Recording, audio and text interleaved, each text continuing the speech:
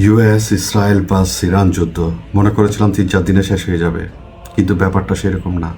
কঠিন থেকে কঠিনের দিকে যাচ্ছে, একজন আরেকজনকে থ্রেট মারছে। And as we take decisive action to stop the threat posed by the terrorist regime in Iran with Operation Epic Fury. Trump বলেছে যুদ্ধ অলমোস্ট শেষ। We never give up, we never surrender, and we continue to resist as long as it takes. কিন্তু Iran বলছে শেষ আমরাই করব। কি শেষ? তারা গতকালকেও দেখলাম এখানে বলেছিল গালফ কান্ট্রিতে অ্যাটাক করবে না, কিন্তু কালকেও দেখলাম একটা বিল্ডিংয়ে অ্যাটাক করেছে। আল জাজিরাতে দেখলাম ওখান থেকে মানুষজনকে সরিয়ে দিয়েছে। আর এত যে মিসাইল আসছে সবগুলো ইন্টারসেপ্ট করছে। যদি না হয় এইখানে নাকি গালফ কান্ট্রিতে সবচেয়ে বেশি মেরেছে নাকি ইউএইতে, কিন্তু ইউএইতে সবগুলো ইন্টারসেপ্ট করেছে। আমরা সবাই সেফ আছি। এখন পুরো ওয়ার্ল্ডে কী হবে? এটা নাকি তৃতীয় ওয়ার্ল্ড ওয়ার হওয়ার সম্ভাবনা অনেক বেশি। কিছুদিন আগে ইউএস ইসরায়েল মিলে ইরানের তেলের ট্যাঙ্কারে হামলা করেছে। পুরো ধোঁয়ায় পুরো আকাশ পর্যন্ত মেঘলা হয়ে গেছে। বৃষ্টিতে কালো কালো যেগুলো পড়ছে আকাশ থেকে, ওগুলো নাকি শরীরের জন্য অনেক ক্ষতি। লোকজনকে ঘর থেকে বের হতে দেয়নি। ইরানও পাল্টা হামলা করেছে ইসরায়েলের তেলের শোধনাগারে। বাহরাইনে পানির শোধনাগারে ওখানে হামলা করেছে। আবার ইসরায়েল ইরানের পানির শোধনাগারে হামলা করেছে।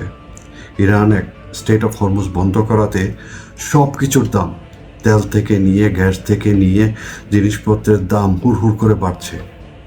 আজকে দেখলাম পার ব্যারেল $94। এটা নাকি $200 উপরে চলে যাবে। সব জায়গায় তেল আর গ্যাসের সংকট। আপনারা দেখেছেন ইদানিং ইন্ডিয়াতে গ্যাসের সংকট শুরু হয়ে গেছে। গ্যাস নাই, বিভিন্ন দোকান পাট অফিস আদালত বন্ধ হতে যাচ্ছে।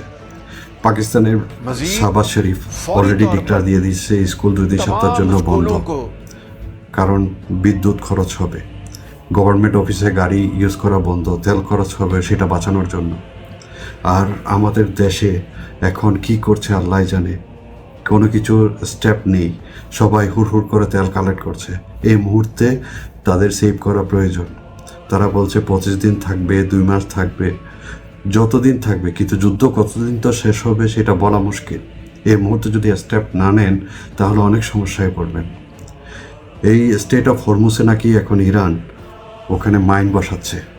আর তারা এটাও হুমকি দিয়েছে ইউএস যদি আবার আক্রমণ করে তাদেরকে এই বাবাল মানদেবও বন্ধ করে দেবে। এটা ইয়ামানের বর্ডারে অবস্থিত। এটা যদি বন্ধ করে দেয় সুইস কানালও বন্ধ হয়ে যাবে। তার মানে ইজিপ্ট রাতারাতি ফাইন্যান্সিয়াল ক্রাইসিসে পড়া। আর অন্যদিকে আফ্রিকা দিয়ে যদি ঘুরে যায় শিপগুলো, তাহলে জিনিসপত্রের দাম, তেলের দাম, গ্যাসের দাম আকাশ ছোঁয়া হবে। প্রত্যেকটা দেশে অভাব দেখা দিবে। আল্লাহ জানে কি হয়।